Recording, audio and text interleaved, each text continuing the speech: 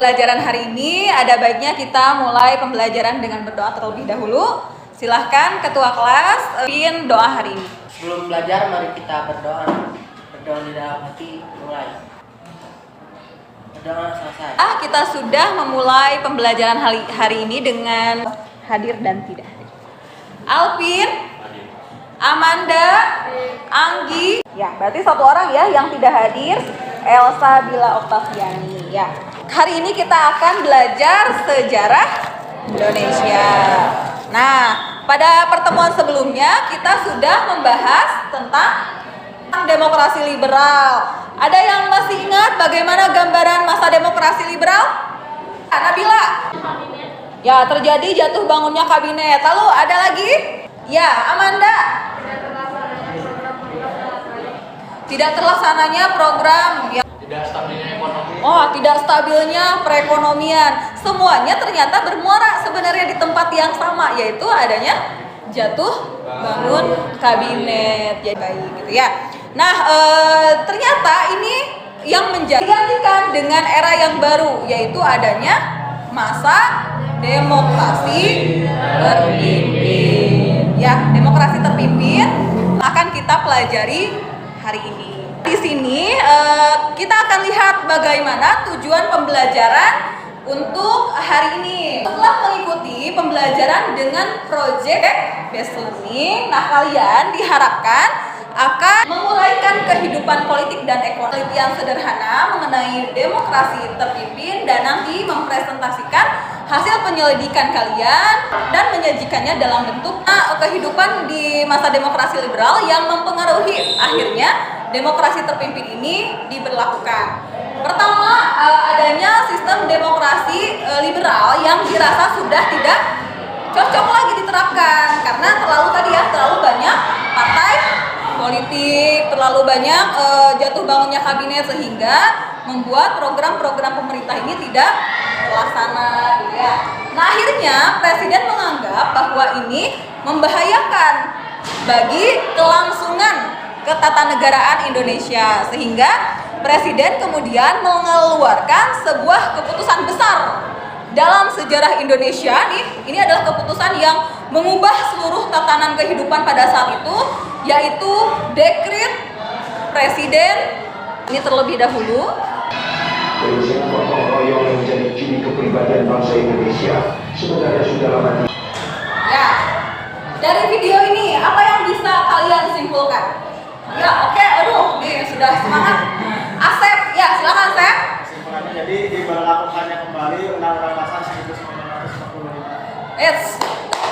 Simak ya bagaimana video tersebut tadi ditayangkan, dapat menyimpulkan bahwa ternyata akhirnya kita kembali lagi menggunakan UUD 1945.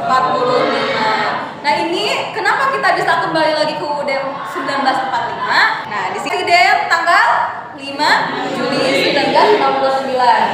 Ada 3 poin sebenarnya telah dibubarkannya konstituante. Ada yang tahu apa itu konstituante? Oke, Bernika, boleh? Ya.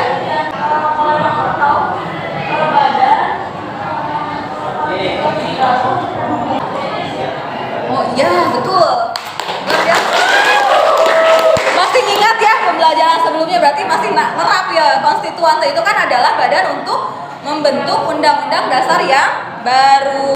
Karena kita sebelumnya menggunakan UUDS 1950. Nah, karena ternyatanya kita dalam keputusan dekret ini kita kembali ke UUD 1945. Ini berarti apa? Kalau kita di UUD ubah seluruh tatanan karena semua akhirnya pemimpinan itu di tangan presiden ya.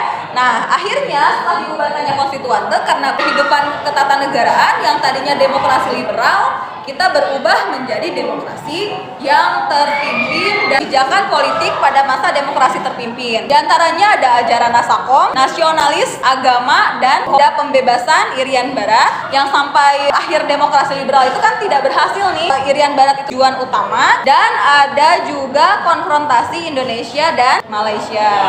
Untuk Nasakom di sini kita lihat bagaimana hubungan Soekarno, PKI, dan Angkatan darat. Tiga kekuatan besar pada saat itu ini terletak di tiga komponen ini gitu ya. Ada Soekarno, ada kemudian Angkatan Darat dan PKI. Kenapa Soekarno butuh PKI?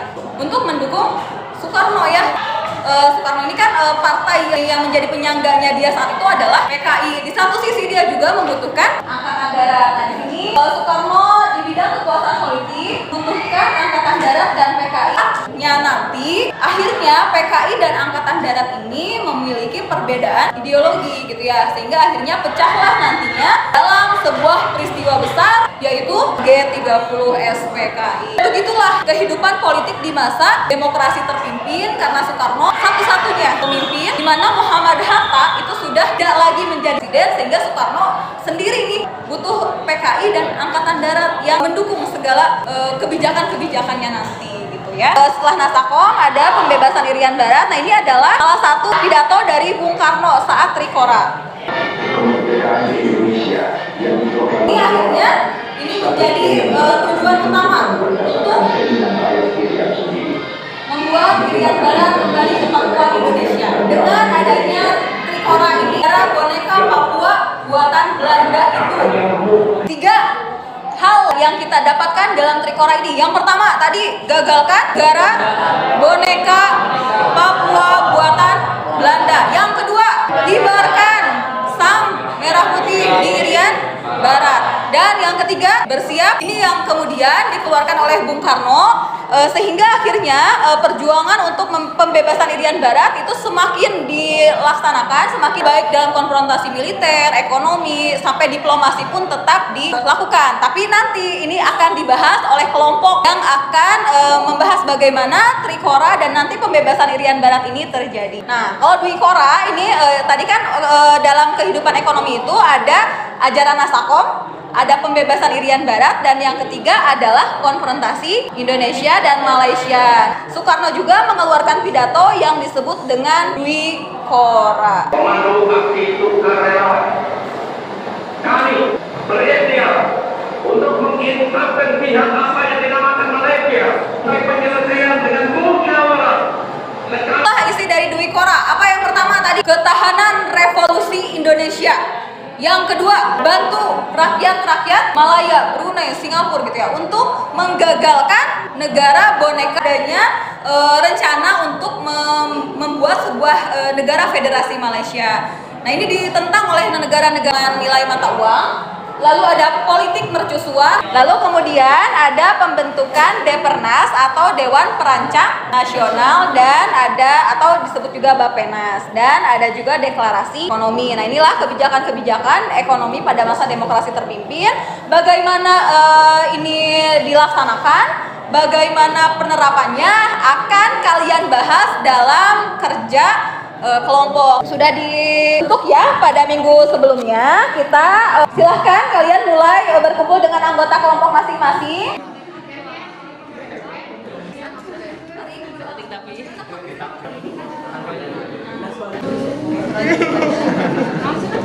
Bung kasih kaki.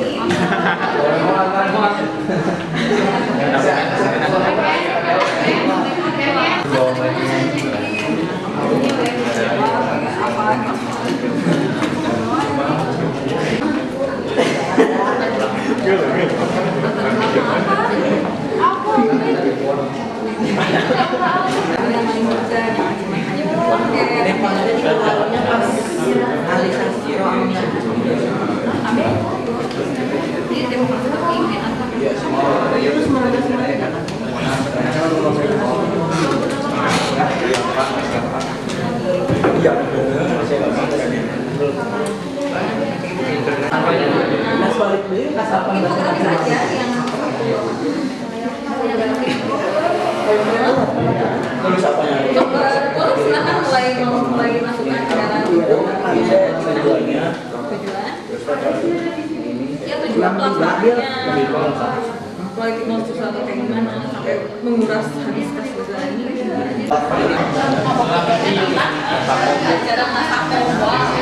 Ajaran Nasakom nasionalis agama komunis ya, bagaimana berat banget karena memang pengikutnya komunis itu besar itu ya. Oke ya, silakan di ini